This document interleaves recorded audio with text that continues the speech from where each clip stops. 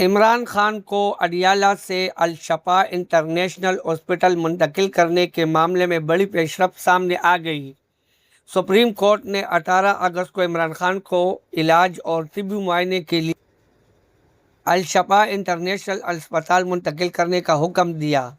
حکومت نے اس فیصلے کے خلاف سپریم کورٹ میں نظرثانی کی درخواست دائر کی، لیکن اب اس درخواست پر رجسٹر آفس نے اعتراض لگا دیا۔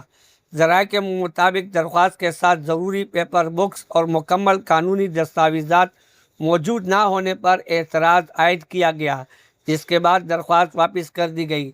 اب حکومت کی جانب سے کہا جا رہا ہے کہ رجسٹر آفس کے اعتراضات دور کر کے نظرثانی کی درخواست دوبارہ سپریم کورٹ میں دائر کی جائے گی۔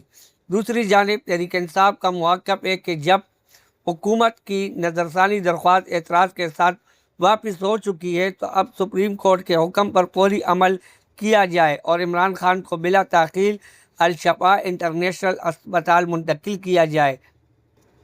یعنی اس وقت معاملہ انتہائی اہم مراحل میں ہے۔ ایک طرف سپریم کورٹ کا عمران خان کو اسپتال منتقل کرنے کا حکم موجود ہے، جبکہ دوسری طرف حکومت اس فیصلے پر نظرثانی چاہتی ہے اور اپنی درخواست دوبارہ دائر کرنے کی تیاری کر رہی ہے۔ اب سب کی نظریں اس بات پر ہے کہ عمران خان کو الشفا اسپتال کب منتقل کیا جاتا ہے اور حکومت کی دوبارہ دائر ہونے والی نظرثانی درخواست پر سپریم کورٹ کیا فیصلہ کرتی ہے۔ یہ معاملہ آنے والے چند گھنٹوں میں مزید اہم پیش رفت اختیار کر سکتی ہے۔ والسلام۔